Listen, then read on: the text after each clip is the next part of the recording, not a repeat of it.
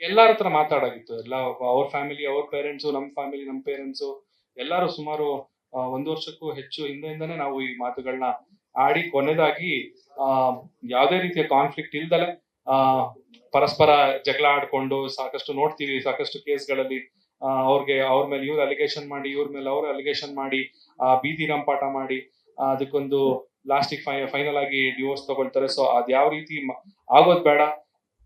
ನಾವ್ ಯಾವ ರೀತಿ ಮದ್ವೆ ಆಗ್ಬೇಕಾದ್ರೆ ಒಂದು ಖುಷಿಯಾಗಿ ಮದ್ವೆ ಆದ್ವಿ, ಸೊ ಬಿಟ್ಟೋಗ್ಬೇಕಾದ್ರೂ ಆ ಒಂದು ಮನಸ್ಥಿತಿಯಲ್ಲೇನೆ ನಾವ್ ಎಂಡ್ ಮಾಡೋಣ ಅಂತ ಅನ್ಕೊಂಡು ಈ ತರ ಮಾಡಿ.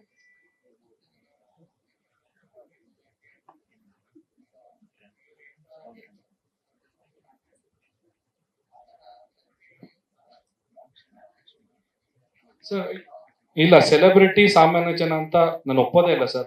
ನಾವು ಸಾಮಾನ್ಯ ಜನನೇ, ನಾವು ಎಲ್ಲರಂತೆ ನಾವು ಮನುಷ್ಯರು. ಎಲ್ಲರಿಗೆ ಯಾವ ರೀತಿ ಫೀಲಿಂಗ್ಸ್ ಇರುತ್ತೆ ನಮಗೂ ಅದೇ ರೀತಿ ಫೀಲಿಂಗ್ಸ್ ಇರುತ್ತೆ. ನಮಗೂ ಅಳು ಬರುತ್ತೆ, ನಮಗೂ ನೋವಾಗುತ್ತೆ, ನಮಗೂ ಮನಸ್ಸಿಗೆ ಈ ತರ ವಿಚಾರಗಳಾದಾಗ ತುಂಬಾನೇ ನಮಗೂ ಅಪ್ಸೆಟ್ ಆಗ್ತೀವಿ ನಾವು ಕೂಡ.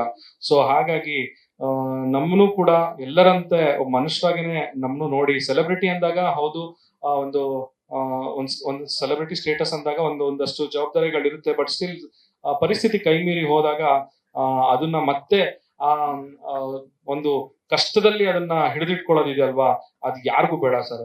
ಅದಕ್ಕೋಸ್ಕರ ನ್ಯಾಯಾಲಯ ನಮ್ಗೆ ಕಾನೂನುಬದ್ಧವಾಗಿ ಏನು ಪ್ರೊಸೀಜರ್ ನ ಫಾಲೋ ಮಾಡಕ್ ಹೇಳ್ತು ಆ ಪ್ರೊಸೀಜರ್ನೆಲ್ಲ ಫಾಲೋ ಮಾಡಿದ್ವಿ. ಆ ಪ್ರೊಸೀಜರ್ ಫಾಲೋ ಮಾಡಾದ್ಮೇಲೆ ನಮ್ಗೆ ಫೈನಲ್ ಆಗಿ ಡಿವೋರ್ಸ್ ಸಿಕ್ಕಿದೆ.